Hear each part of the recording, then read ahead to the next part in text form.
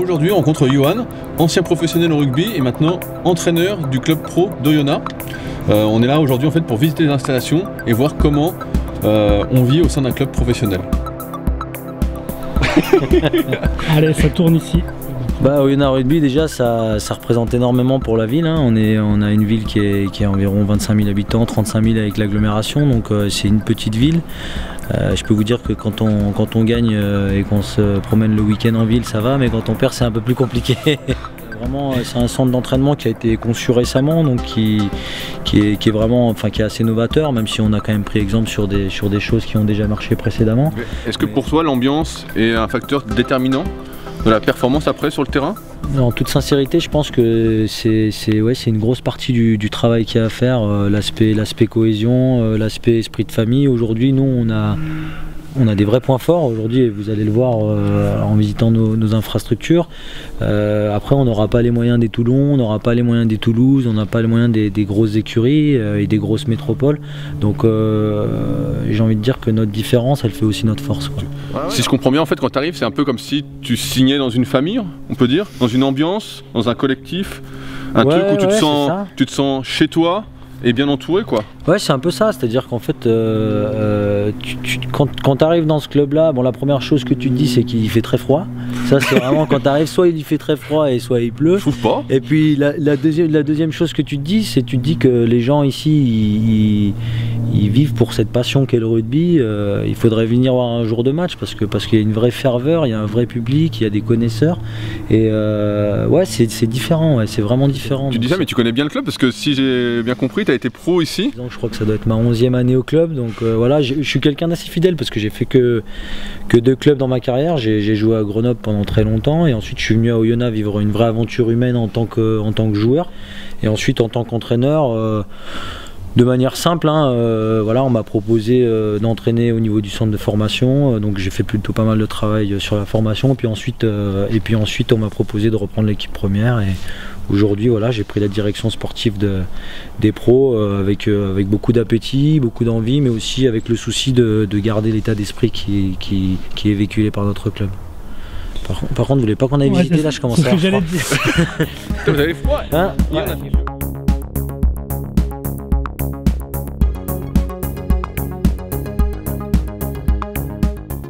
Les gens de l'extérieur n'ont pas le droit de rentrer, simplement parce qu'on estime que ici c'est une partie privée, c'est une partie qui appartient aux joueurs et que c'est eux qui doivent faire vivre leur domaine à eux. Donc, venir là, il faut le gagner, quoi.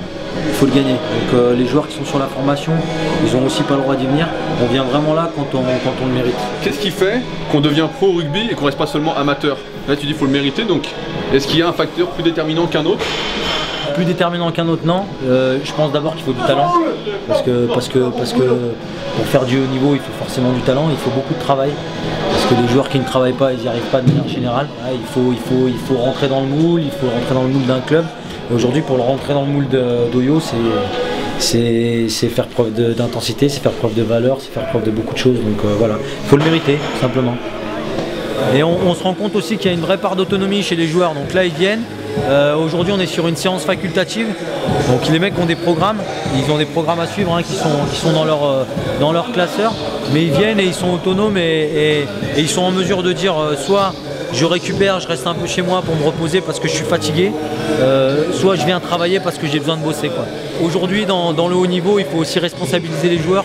Parce que si on les responsabilise, après derrière, ils seront capables de prendre des décisions et sur le terrain et dans leur vie après à côté. Combien il y a d'entraîneurs, de préparateurs physiques et d'entraîneurs au sein du club? Là, pour cette partie-là, on a 3 préparateurs physiques qui sont spécialisés. Et on essaie aussi de répartir les compétences. Ensuite, sur les entraîneurs, c'est pareil. Moi, je suis le responsable sportif. Ensuite, j'ai 2 entraîneurs. Un qui est orienté sur le travail des avants et l'autre qui est orienté sur le travail des 3 quarts. Donc ça, c'est pour la partie plutôt sportive. Après, sur la partie médicale, on a un kiné à plein temps. On a un kiné à mi-temps et on a un docteur qui est intervenant. Ensuite, on a une partie analyse vidéo avec 3 analyses vidéo aussi. Donc un qui est plutôt sur la partie individuelle, un sur la partie collective. On est obligé vraiment d'avoir un suivi individuel pour faire progresser les joueurs individuellement. Mais par contre, il ne faut pas le dissocier du collectif, quoi, parce qu'il y a une notion de jeu d'équipe qu'on ne doit jamais oublier, quoi. Mais ça, c'est assez récent parce que j'ai l'impression que le rugby c'est quand même vachement professionnalisé avec les années. Et tout à l'heure on discutait, tu me disais que toi quand tu étais pro, quand tu es passé pro, il n'y avait pas tout ça justement. C'est clair, je veux dire, aujourd'hui de toute manière le rugby est professionnel depuis une vingtaine, un petit peu plus de 20 ans aujourd'hui. Mais il a eu une vraie évolution depuis les 3 à 4 dernières années. C'est-à-dire que quand on voit les matchs, ils sont de plus en plus engagés, il y a de plus en plus de collisions, il y a de plus en plus de temps de jeu effectif. Donc forcément, c'est que la préparation, elle est bien plus importante. Les joueurs sont capables d'emmagasiner beaucoup de charges de travail. Aussi, nous, à l'époque, on s'entraînait 4 fois par semaine. Aujourd'hui, les mecs s'entraînent 2 fois par jour. Il faut qu'ils soient capables d'encaisser ces charges de travail. Donc on axe vraiment tout sur soit le développement, la récupération et enfin ce qui fait l'essence de notre sport, le rugby. Donc, au début, tout le temps dans tous les sports, quand tu faisais de la muscu, il y a 15 ans, c'était pec biceps. Ouais, c'est un peu tu disais, ça. Je veux des pecs, je veux des biceps. C'est un peu ça pour aller à la plage le truc qui sert à rien mais qui te rassure physiquement quoi. Ouais, pendant l'été. Le rugby c'est quand même un sport qui est particulier parce qu'en fait c'est un sport où il faut essayer d'être bon dans tous les domaines quoi, parce qu'il faut que les mecs soient forts, il faut que les mecs ils soient endurants et il faut que les mecs ils soient rapides. Donc c'est assez difficile. On est devenu le joueur de rugby pour moi c'est un athlète complet quoi. Au début on pouvait se dire c'est un petit gros. Il y a 15 ans, c'est un petit gros qui mange et tout, et maintenant on voit, là j'ai vu tous les joueurs, ils sont tous... C'est un petit gros, tu vas loin quand même, là. Fais attention de ne pas te faire d'ennemis quand même. Non mais il y a 15 ans. Il y a 15 ans en arrière, on avait des vrais... ce qu'on appelle des spécialistes. Tu avais les piliers qui étaient gros, forts, qui n'étaient pas très endurants, puis après on avait des troisième lignes qui étaient plutôt grands, et capables d'avoir de l'endurance de vitesse, des choses comme ça. Aujourd'hui maintenant, même les piliers ils sont endurants, même les piliers sont forts, même les piliers ils sont rapides, parce que les mecs ça devient des décathloniens quoi. Donc, ce qui est nous aujourd'hui là où je trouve qu'on est plutôt performant, c'est qu'on blesse très peu de joueurs à l'entraînement. Et c'est vraiment les uniques blessures qu'on a, c'est sur de la compétition. Donc ça veut dire que sur la prévention, on fait quand même plutôt pas mal de boulot. Mais je pense qu'on a encore à s'améliorer. Donc j'arrive. Ouais. Il n'y a pas de hasard ici, c'est ça? Ah non, là, une fois que tu es ici, si tu dois devenir bon, tu deviens bon. Hein. Là, tu es encadré de A à Z, hein, entre tout ce qu'il y a pour la récup, tous les préparateurs physiques, tous les entraîneurs, tout le matériel. Tu es dans une sorte de bulle qui est destinée à la performance pour exceller et devenir vraiment super bon, quoi. On a vu la salle, on a l'impression de voir un SPJ mais en 2 fois plus grand, quoi. On voit des rowing planches, des watt bikes, c'est rare, hein. Des cages à squat, et on voit les mecs, voilà, il n'y a pas un maigrichon, quoi. Ils sont tous super balèzes, hein.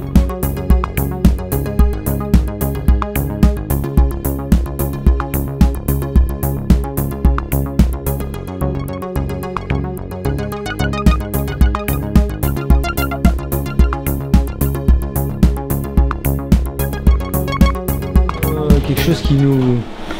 En fait je me demande si elle est vraiment utile parce que comme il fait froid là en ce moment on pourrait presque mettre les mecs dans la neige. Non ça c'est une des particularités de notre club parce qu'il n'y a pas beaucoup de clubs qui ont leur propre cabine. Qui ont leur propre cabine. Et déjà même trouvé, moi j'avais eu... Quand je regarde pour tester, etc., la cryothérapie en général, on a déjà du mal à trouver des centres. Ouais, c'est pas très cool. Et là, vous avez directement votre camion en fait. Ouais, aujourd'hui, on n'a pas assez de recul pour dire que ça a un effet sur la récupération au niveau des blessures. Mais quand même, sur les lésions musculaires, on a quand même l'impression qu'on arrive à gagner sur les protocoles 1 à 2 semaines, ce qui n'est pas négligeable, quoi. Donc voilà, mais aujourd'hui. Tous les joueurs, ils vont après le match? Tous les joueurs, ils y vont obligatoirement après le match. C'est un outil qui est intéressant, qui est assez coûteux, mais qui est intéressant.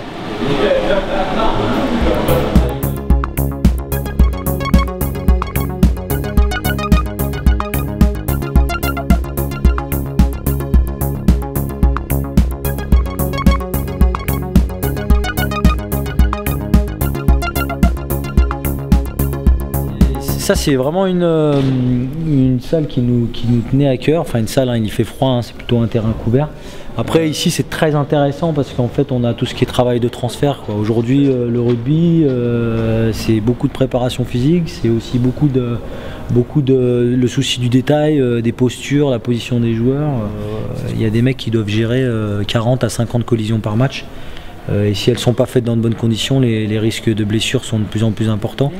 Est-ce qu'on peut finir en un seul morceau ou forcément avoir quelques petits pets? Toi par exemple, qui a joué 15 ans? Moi par exemple, en ayant eu une carrière d'une quinzaine d'années, je suis quand même en bon état. Malgré tout, il y a quand même pas mal de séquelles en fin de carrière. De toute manière, moi je pense quand même que le haut niveau, quoi qu'il arrive, c'est quand même jamais très très bon pour la santé parce qu'on pousse les corps à... Même parce que là j'ai l'impression qu'ils vont s'entraîner beaucoup, même s'il y a beaucoup de récupération, les joueurs j'ai vu ils sont tous très forts, donc à un moment ils s'entraînent à fond tout le temps.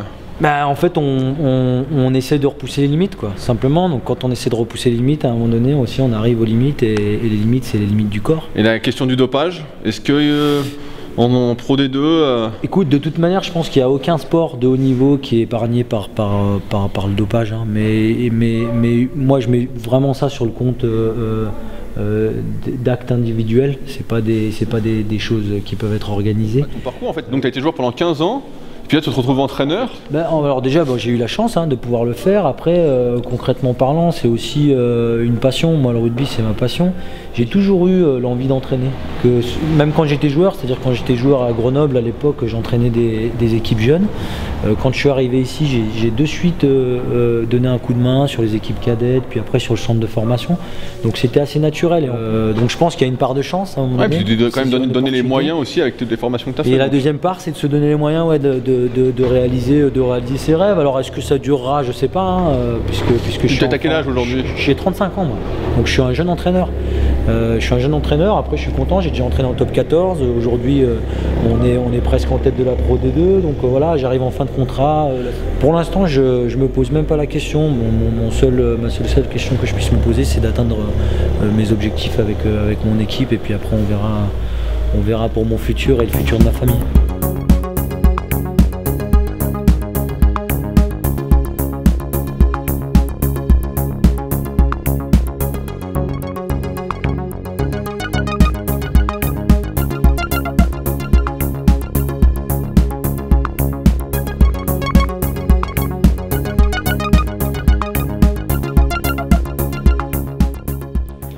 Des valeurs qui te parlent aussi. Bah ouais, ça ressemble.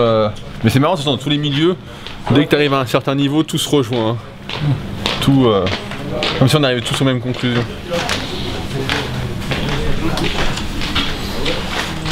C'est un lieu important en fait pour un rugbyman quoi, le ouais, c'est un lieu sacré, donc en fait ça c'est vraiment notre vestiaire pour les matchs, et on y vient en semaine quand on vient s'entraîner sur le synthétique de Maton. Voilà, c'est un lieu un peu privé, donc filme pas trop, hein, il y a des secrets.